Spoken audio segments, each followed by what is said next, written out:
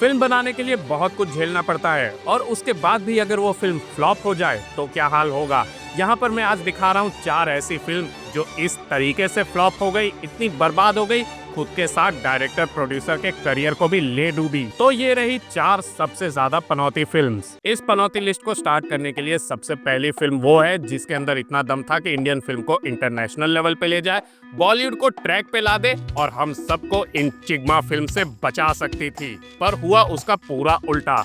जग्गा जासूस, जिसके रिलीज के टाइम ऐसी हाइप बनी थी जिसको आप सोच भी नहीं सकते हो, पर रिलीज के बाद क्या हो गया, अनुराग बासु की वाट लग गई और रणबीर कपूर का करियर खत्म हो गया। एक्टर रणबीर नहीं, प्रोड्यूसर रणबीर कपूर। इस फिल्म के बारे में बस इतना जान लो कि बर्फी इतनी ज्यादा हिट हो गई तो उसके बाद ये दोनों ने सोचा एक और ऐसी फिल्म बनाते, पर इस बार और एम्बिशियस और ज्यादा एपिक और इंडिया में एक तगड़ी म्यूजिकल बना देंगे। प्लानिंग तो बहुत अच्छी थी, पर जैसे पिक्चर बनाने शुरू किए इन लोगों ने तो सिर्फ प्रॉब्लम ही प्रॉब्लम आते गई। पिक्चर ओवर बजट होती गई, शेड्यूल डीले हो गए, ऊपर से हीरो हीरोइन के पर्सनल लफड़े पिक्चर पे भी असर करने लग गए। कभी कभी इन दोनों का झगड़ा इतना बढ़ जाता कि एक दूसरे के साथ सेट पे नहीं आते, शूटिंग भी अलग अलग करवाते थे। और ऊपर से डायरेक्टर की मस्ती तो देखो, इतनी एम्बिशियस फिल्म को भी ये इम्प्रोवाइज करके बनाते जा रहा था।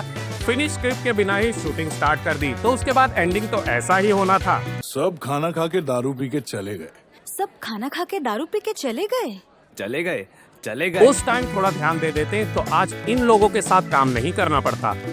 3 साल प्रोडक्शन में रहने, इतने सारे रीशूट और कई सारे एक्टर्स को रिप्लेस करने के बाद भी इन लोग के अंदर इतना ज्यादा एम्बिशन था कि फिल्म को क्लिफ हैंगर पे खत्म कर दिया। वो भी कैसा, 2 मुंडी वाला नवाज।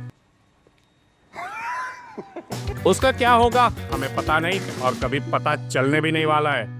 रिलीज के बाद ये फिल्म इतनी बेकार फ्लॉप हुई कि रणबीर ने अपना झोला उठा लिया और ये सोच लिया कि आज के बाद प्रोड्यूस करूंगा ही नहीं। शुरू होने के पहले ही खत्म हो जाएगा, तो मेरी बात याद रखना। पर ये फिल्म ऐसा कुछ डिजर्व नहीं करती थी। इसको देखोगे तो पूरा लगेगा ये बहुत एम्बिशियस फिल्म थी और सही में इस पे पैसा खर्चा किया है, ना कि आजकल की फिल्म जो खाली बोलते रहते हैं। इसका एक एक सीन देखो, सिनेमेटोग्राफी आज भी कोई उतना अच्छा नहीं कर पाया है और इसका म्यूजिकल सीक्वेंस देखो, हॉलीवुड से कम नहीं है। ये अगर अच्छे से चल जाती तो हम लोग को अपने घर का टिन मिल जाता और रणबीर को पैसों के लिए चिगमा नहीं बनना पड़ता। सुनाई दे रहा है, बेरा नहीं हूं मैं। म्यूजिकल से याद आया एक ऐसी फिल्म जो अच्छे खासे ऑस्कर विनिंग डायरेक्टर का करियर खा गई, कैट। ऐसी बिग बजट म्यूजिकल जो डरावने सपने जैसी लगती है। बहुत कम लोगों ने उसे देखा होगा, अच्छा ही है। और इस वीडियो के बाद भी मैं नहीं चाहता कि जाके उसे तुम लोग देखो। इसे अडेप्ट किया था ब्रॉडवे प्ले से, जो वहाँ 40 साल से भी ज्यादा चल रहा है और पूरे दुनिया में हाउसफुल रहता है। और इसके लिए एक से एक बड़े एक्टर को ले लिया, यहाँ तक कि टेलर स्विफ्ट को भी ले लिया था। और डायरेक्टर चूज किया था उस डायरेक्टर को जिसने ऑस्कर तब जीता जब नोलन ने इंसेप्शन लाई थी। तो ये सब तो होना ही था, क्योंकि नोलन की नजर से तो भगवान भी नहीं बचा सकता। फिर शुरू हुआ बिल्लियों का आतंक। इसके एक भी सीन जाके देख लो, तुम लोग के रोंगटे खड़े हो जाएंगे, रात की नींद उड़ जाएगी। और ये रिएक्शन कोई नया नहीं है। जब इसका ट्रेलर पहली बार आया था तब भी सब लोग का यही सब रिएक्शन था कि क्या बना दिया है इन लोगों ने। इतना क्रिंज बना दिया, कोई कैसे झेल सकता है। और वीएफएक्स की पूरी खिचड़ी लग रही थी, किसी को भी ये पसंद नहीं आया सिवाय मेरे मामा के, जो बार बार इसका ट्रेलर देख के उत्तेजित हो रहा था। वो तो आज भी इसकी सीक्वल के लिए बाथरूम में इंतजार कर रहा है। इस डायरेक्टर ने पहले भी म्यूजिकल बनाई थी जो कि बहुत हिट हुई थी, पर इस बार क्या ऐसा हो गया जो इतनी बकवास बना दिया। तो उसके लिए बहुत सारे रीजन है। पहला तो ये इतना ओवर बजट करते जा रहा था, जबरदस्ती के बड़े एक्टर्स और मेकअप के बदले पूरा सीजीआई, जिसके वजह से वीएफएक्स आर्टिस्ट को कम से कम 80 से 90 घंटे एक हफ्ते में काम करना पड़ रहा था इस फिल्म पे। फिर भी प्रीमियर के कुछ घंटे पहले तक इस फिल्म के वीएफएक्स पे काम चल रहा था। रिलीज के बाद तो इसका और बुरा हाल हुआ, अपना बजट कवर नहीं कर पाई, हर जगह गाली खाती रह गई। और स्टूडियो ये नहीं चाहती कि कोई भी ये फिल्म देखे, पूरा दबा के रख दिया है। पर सबसे बुरा हुआ बेचारे डायरेक्टर के साथ। ये देखो, इसके बाद उसे एक भी फिल्म नहीं मिली। एक टाइम पे जो ऑस्कर जीतने वाला डायरेक्टर आज देखो बेरोजगार बैठा हुआ है। बैठे बिठाए बिना मेहनत के एक काम किया जा सकता है, करोगे?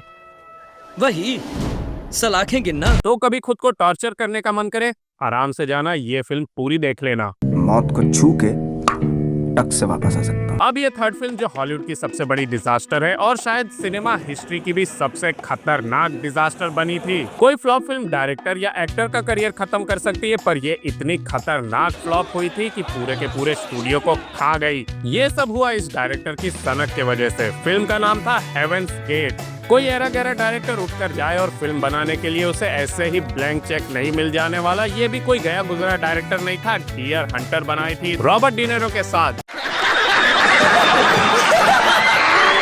उसने बेस्ट डायरेक्टर और पिक्चर का ऑस्कर जीता था। तो आप समझ सकते हो ये बंदे का लेवल क्या चला गया था। स्टूडियो खुश होकर 11 मिलियन ऐसे ही फेंक के मारे कि जो फिल्म बनानी है बनाओ, और फिर क्या था, ये लग गया अपनी लॉरेंस ऑफ अरेबिया बनाने के चक्कर में।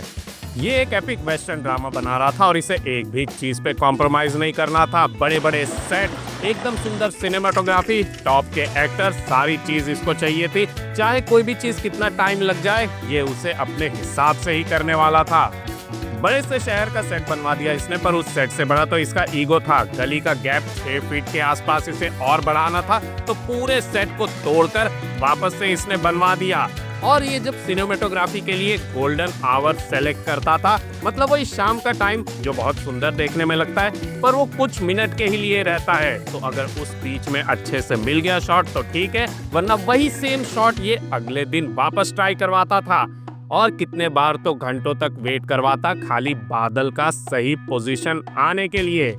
शूटिंग डिले होते जा रही थी, जिस जमीन पे शूट कर रहे थे उसका रेंट बढ़ते जा रहा था और डायरेक्टर को टेंशन ही नहीं हो रही थी और धीरे से प्रोडक्शन चलाते जा रहा था। क्योंकि एक ट्विस्ट है, वो जमीन थी इस डायरेक्टर के ही नाम पे, माइकल माल्या। क्या चाहिए तुझे? जमीन ना? कल किसी के नाम पर थी, कल को किसी और के नाम पर होगी। कब्र की 6 गज जमीन भी अपनी नहीं होती। क्यों इस तरह पागल हो रहा है? तुमको लग रहा होगा कि डायरेक्टर को लात मार के क्यों नहीं निकाल दिया। वैसे निकाल तो देते, पर प्रोडक्शन इतना आगे बढ़ गया था कि अब कोई उसके जगह आके लेने ही नहीं चाहता था। 11 मिलियन के बजट को 44 मिलियन इसने कर दिया। और जब एडिटिंग का टाइम आया तो खुद को और एडिटर को रूम में बंद कर दिया। स्टूडियो वाले किसी को तब तक फिल्म नहीं देखने दिया जब तक फाइनल कट रेडी नहीं हो गया, जो कि था 5.5 घंटे के आसपास का। उन लोगों ने बहुत बोला, तब जाके उसे 3.5 घंटे का इसने कर दिया। और रिलीज के बाद तो बस काम खत्म था। कोई भी इस फिल्म को भाव नहीं दे रहा था। मुंह पे बोल देते कि क्या बोरिंग फिल्म बनाई है। इसका करियर तो खत्म था ही, पर जब फिल्म ने सिर्फ 3 मिलियन कमाया तो स्टूडियो भी पूरा डूब गया। यूनाइटेड आर्टिस्ट जो MGM को बिक गया। और लास्ट फिल्म ये बताती है कि आर्टिस्ट की सही टाइम पे रिस्पेक्ट ना करने पे हम लोग क्या कुछ खो सकते हैं। कागज के फूल गुरुदत्त की सबसे एम्बिशियस फिल्म थी, प्यासा के बाद जिसको ये बना रहे थे, पर उससे भी एपिक और पर्सनल स्टोरी बनाते जा रहे थे इसे। टेक्नोलॉजी से लेके स्टोरी टेलिंग दोनों में ये एडवांस थी। 8.5 से पहले ये थी फिल्म अबाउट फिल्म, और ये थी इंडिया की पहली सिनेमा स्कोप में शूट होने वाली फिल्म। जिसको नहीं पता है बता दूं, इतना वाइड फॉर्मेट होता है जो हम लोग देखते हैं, ऊपर नीचे ब्लैक बार रहता है। अपने यहाँ के कितने थिएटर भी इतने एडवांस नहीं थे, उस लेवल की टेक्नोलॉजी यूज की थी। इसके लिए कैमरा भी बाहर से इंपोर्ट किया और अलग अलग लेंस बनवाया था। इतनी एम्बिशियस फिल्म थी ये।